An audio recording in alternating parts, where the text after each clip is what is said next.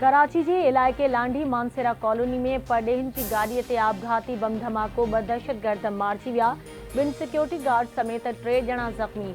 IG Sindh ग़ुलाम नबी मेमण धमाके खे आपघाती करार ॾींदे चयो आहे त अणॼातल जवाबदारनि खे हिक गाॾीअ खे निशानो बणायो, जंहिं जे वेझो 5 जापानी शहरी हाई रूफ में सफ़र करे रहिया हुआ। धमाके में परॾेही शहरी महफ़ूज़ रहिया।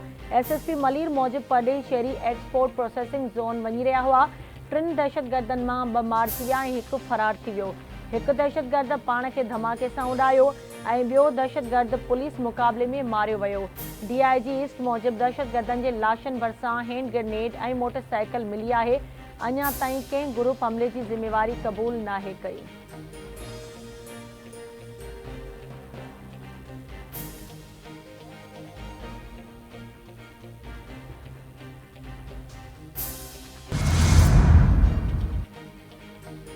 कराची जे लांडी वारे इलाइक़े में जापानी शहरियुनि जी गाॾी वेझो आपघाती बम धमाके खां पोइ घरू वज़ीर ज़ियाउल हसन लंजार सॼे सूबे में सिक्योरिटी हाई अलर्ट जा हुकुम जारी करे छॾिया।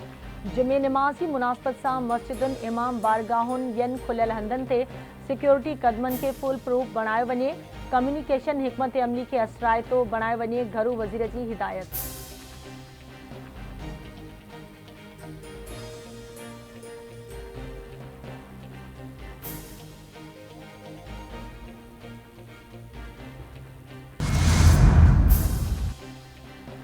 सदर आसिफ अली ज़रदारी जी लांडी में आपघाती धमाके जी मुज़म्मत। सदर पारां पुलिस जे दहशतगर्दनि ख़िलाफ़ बरवक़्त कार्रवाई जी वाखाण। सदर जो चवणु आहे त पुलिस जी बरवक़्त कार्रवाई वॾे जानी नुक़सान खां बचाए वरितो। क़ौम गॾिजी दहशतगर्दीअ जो मुक़ाबिलो कंदी। शिरपसंद अंसरनि जो पारां ख़ात्मो आंदो वेंदो। वज़ीर आज़म शहबाज़ शरीफ़ पारां बि लांडी आपघाती धमाके जी मुज़म्मत। संदसि चवणु आहे त दहशतगर्दीअ जे मुकमल ख़ात्मे ताईं सुख सां न वेहंदासीं। पुलिस जी बरवक़्त कार्रवाई सबबि वॾे जानी नुक़सान खां बची वियासीं। अमन अमान जी सूरतहाल ख़राब कंदड़नि जी हर कुदी कार्रवाई खे नाकाम बणाईंदासीं।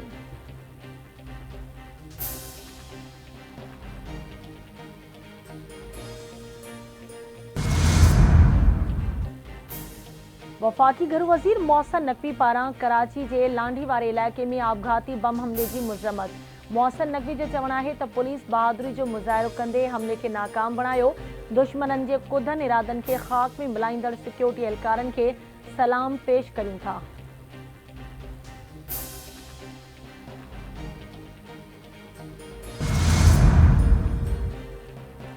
PP चेयरमैन बिलावल भुट्टो ज़रदारी पारां लांडी में दहशतगर्द हमले जी मुज़म्मत। संदसि चवणु आहे त यकीन आहे त कुदे ॾोह में मुलविस ॾोहारी जल्द कानून जी पकड़ में हूंदा। परॾेही असांजा महिमान आहिनि। महिमाननि जो एहतराम ऐं हिफ़ाज़त करणु क़ौमी फ़र्ज़ आहे। पाकिस्तान, जापान लाॻापा वॾी अहमियत रखनि था। ॿिन्ही मुल्कनि जा दुश्मन लाॻापनि खे ख़राब करणु चाहिनि था।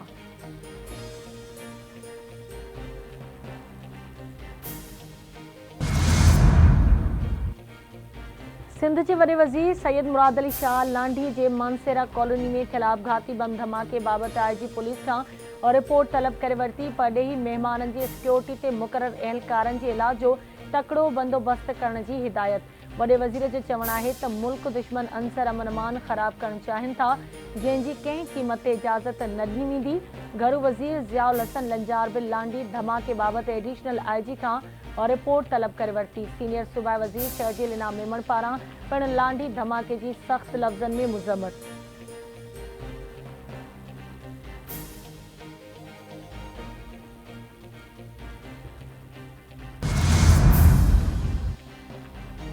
गडियल पार्लियामेंट जे इजलास में सदर जी तकरीर दौरान नामुनासिब ॿोली ॻाल्हाइण ते क़ौमी असेंबली जे स्पीकर जमशेद दस्ती ऐं इक़बाल आफ़रीदी जी मेंबरशिप मुअत्तल करे छॾी।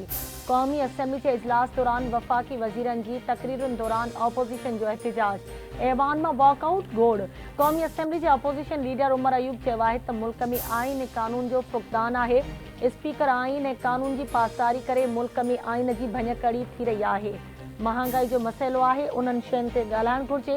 कानून वारे वज़ीर आज़म नज़ीर तारड़ जो चवणु आहे त दहशतगर्दनि सां ॻाल्हियूं न कयूं वेंदियूं, सिर जो जवाबु पथर सां ॾिनो वेंदो। हैरत जी ॻाल्हि आहे त कानून पढ़ायो किथां पियो वञे। कानून ऐं पार्लियामानी रिवायतुनि जो जेको हाल कयो वियो आहे उहो सभिनी जे साम्हूं आहे। इतलात वारे वज़ीर अता तारड़ जो चवणु आहे त पाकिस्तान खे तनक़ीद जी इजाज़त न ॾिनी वेंदी। सदर जी तकरीर दौरान पॾेही सिफ़ारतकार बि मौजूद हुआ ऐं उन्हनि जे साम्हूं बाजा वॼाया विया। पॾेही पॉलिसी सां खेॾणु पीटीआई बानीअ जी आदत रही आहे।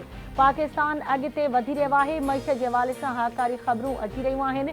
असां चाहियूं था त दोस्त मुल्कनि जे हवाले सां गॾियल ठहराउ आंदो वञे। जेका मुल्क दुश्मनी में पॾेही पॉलिसी खे नुक़सान पहुचाइण जी कोशिश कई पई वञे, उन जी हिदायत उन्हनि खे अडियाला जेल मां अची रही आहे।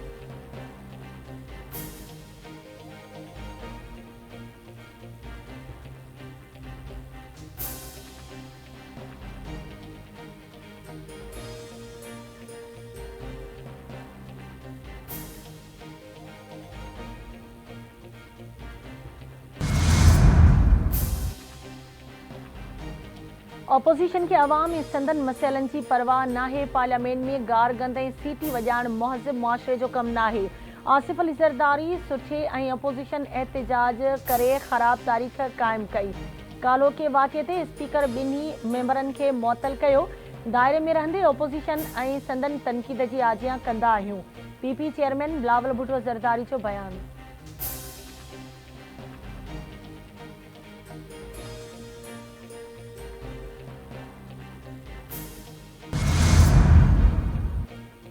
वफ़ाक़ी हुकूमत जो कचे में धाड़ेलनि ख़िलाफ़ गॾियल ऑपरेशन जो फ़ैसिलो। सॼे मुल्क में पुलिस खे जदीद टेक्नोलॉजी ॾिनी वेंदी। वफ़ाक़ी घरू वज़ीर मोहसिन नक़वी जी सदारत हेठि नेक्टा में नेशनल एक्शन प्लान अमल दरामद जाइज़े वारे कमेटी जो इजलास में वफ़ाक़ी घरू सेक्रेटरी नेक्टा सरबराह डीजी FIA सूबनि जा IGs ऐं ॿिया शरीक। मोहसिन नक़वी जो चवणु आहे त दहशतगर्दी जे ख़ात्मे लाइ असांखे पंहिंजे इदारनि खे जदीद टेक्नोलॉजी सां लेस करणो आहे। वफ़ाक़ उन ॾस में सूबनि खे हर मुमकिन सहकार फराहम कंदो। कचे मां शिरपसंदनि जो गॾियल ऑपरेशन सां ख़ात्मो आंदो वेंदो। कचे में गॾियल ऑपरेशन लाइ ड्रोन समेत जदीद टेक्नोलॉजी खे इस्तेमाल में आंदो वेंदो।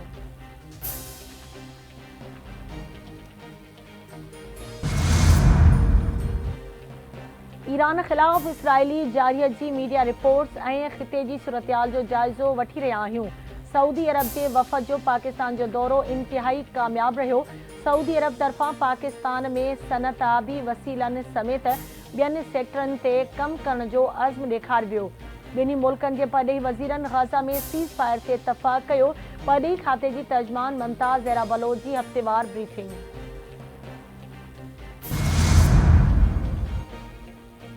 Army chief general Asim Munir सां सऊदी अरब जे मुआविन दिफ़ाई वज़ीर major general Talal bin Abdullah जी मुलाक़ात। ISPR मूजिब मुलाक़ात दौरान गॾियल दिलचस्पी जे मामलनि, दिफ़ाई पैदावार ऐं फ़ौजी तरबियत समेत ॿितरफ़ो दिफ़ाई सहकार वधाइण जे क़दमनि ते ख़्यालनि जी ॾे वठि। Army chief royal Saudi land forces जी सलाहियतुनि में इज़ाफ़े लाइ पाक फ़ौज जी लाॻीतो हिमायत जी तस्दीक़ कई। मुअज़्ज़िज़ महिमान दहशतगर्दी ख़िलाफ़ जंग में पाक फ़ौजी कामयाबियुनि, क़ुर्बानियुनि ऐं ख़िते में अमन ऐं सलामती लाइ फ़ौज जी ख़िदमतुनि जो एतिराफ़ कयो।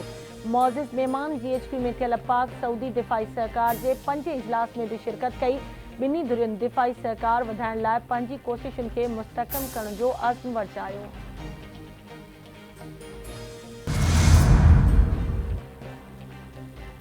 सिंध जे सीनियर वज़ीर शर्जील इनाम मेमण जी हिदायतुनि ते मुनशियात फ़रोशनि ख़िलाफ़ कार्रवाई जारी। मुख़्तलिफ़ ज़िलनि मां वधीक 4 मुनशियात फ़रोश गिरफ़्तार। 5 किलो चर्स, 500 ग्राम हीरोइन, देसी शराब ऐं हथियार हथ। कार्रवायूं कोरंगी, रोहिड़ी, नवाबशाह, सकरन में कई वयूं। शर्जील इनाम मेमण जो चवणु आहे त मुनशियात फ़रोश मुआशरे लाइ नासूर आहिनि। उन्हनि खे पारां पटींदासीं। हुकूमत क़ानून जी भरपूर ताक़त सां उन्हनि खे पकड़ में आणींदी।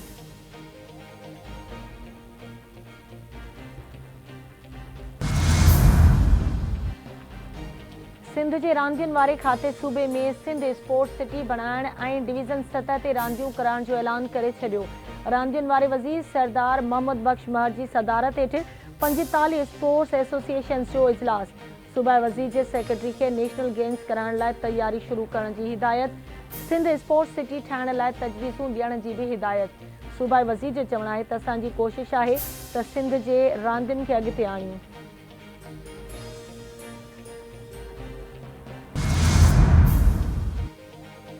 भारत में आम चूंडुनि जे मरहलेवार शुरूआत थी वई।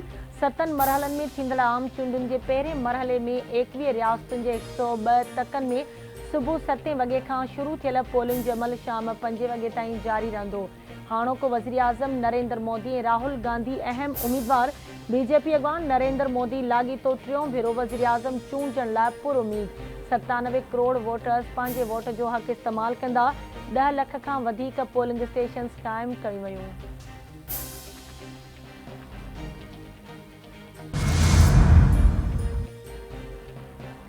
कीनिया में फौजी हेलीकॉप्टर किरी तबाह थी वियो। हथियारबंद फौज जो सरबराह जनरल फ्रांसिस ओगोलो समेत 10 फौजी मारिजी विया।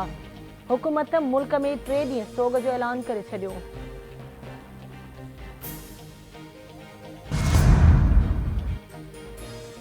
अमरीका फ़लस्तीन जी गॾियल क़ौमुनि जी रुकनीत वारी दरख़्वास्त वीटो करे छॾी। सलामती काउंसिल मेंबरनि जी अक्सरियत जी हिमायत बावजूदि ठहराउ मंज़ूर न थियो।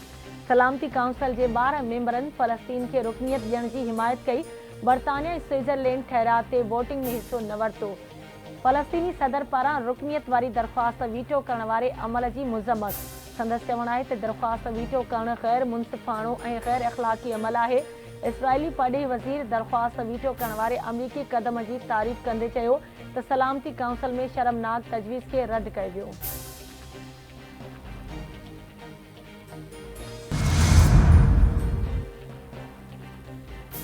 इंसाफ़ जी आलमी अदालत पारां नेतन्याहू जा गिरफ़्तारी वारंट जारी करण जो इम्कान। इसराइली फ़ौजी ऑफिसरनि ऐं सियासी अॻवाननि जा बि गिरफ़्तारी वारंट जारी थी सघनि था।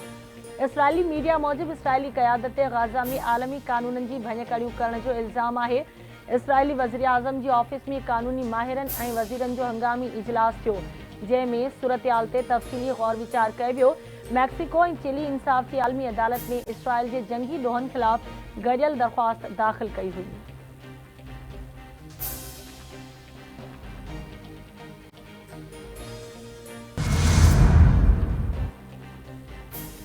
पाकिस्तान मुख़्तलिफ़ शोबनि में अमरीका जो अहम हिस्सेदार आहे। अमरीका पाकिस्तान सां सहकार जारी रखंदो। पाकिस्तान मुआशी चैलेंजिस खे मुंहुं ॾियण लाइ इक़्तिसादी सुधारनि खे तरजीह ॾे। इक़्तिसादी सुधारनि में वाध जी ज़रूरत आहे। अमरीकी परॾेही खाते जे नायब तर्जुमान वेदांत पटेल जी प्रेस ब्रीफिंग।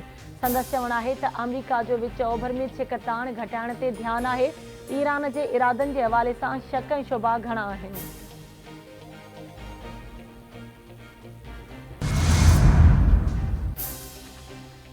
लाहौर जी एहतिसाब अदालत में वज़ीर आज़म शहबाज शरीफ़ ऐं संदसि पुट हमज़ा शहबाज ख़िलाफ़ Ramzan sugar mills reference case जी ॿुधणी।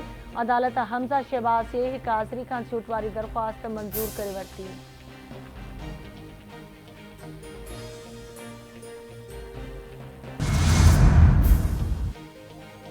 खैबर पख्तूनख्वा जे मुख़्तलिफ़ ज़िलनि में तेज़ बरसातुनि सबबि हादसनि जे नतीजे में 36 ॼणा फौत, 46 ज़ख़्मी।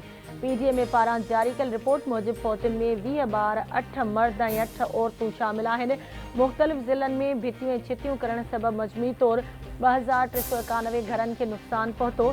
388 घर मुकमल तौर तबाह थी विया ऐं 2003 घरनि खे जुज़वी नुक़सानु पहुतो। ज़ोरदार बरसातुनि सबबि हादसा खैबर, लोअर ऐं अपर दीर, सवात, बाजोड़, चांगला, मानसेरा, महमद, मालाकंड, कुर्क, टानक, मर्दान, पिशावर, नौशेरा, बोनेर, हंगू, बटकराम, वज़ीरिस्तान, कोहाट, डेरा इस्माइल ऐं औरज़ई में पेश आया। बलोचिस्तान में ज़ोरदार बरसात जो सिलसिलो जारी। सूबे में मुख़्तलिफ़ हादसनि में 17 ॼणा फौत। आज़ाद कश्मीर में बरसातुनि सबबि मुख़्तलिफ़ वाक़िअनि में 8 ॼणा फौत थी विया, 14 ज़ख़्मी।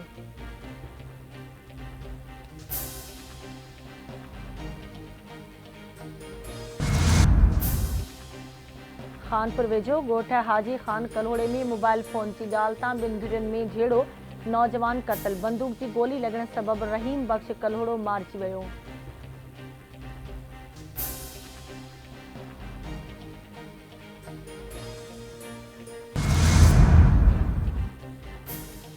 एफबीआर जो 18 ग्रेड जो ऑफिसर औरताणे आवाज़ ते हिरक जी रावलपिंडी मां अगवा। धाड़ेलनि पारां मुग़वी रहमतुल्लाह ख़ान खे घोटकीअ जे कचे में क़ैद कयो वियो। धाड़ेलनि पारां मुग़वी जे वारिसनि खां 1 करोड़ रुपया भुंग तलब। सूबाई घर वज़ीर ज़ियाउल हसन लंजार एफबीआर जे मुग़वी ऑफिसर जी बाज़ियाबी लाइ घोटकी पहुतल।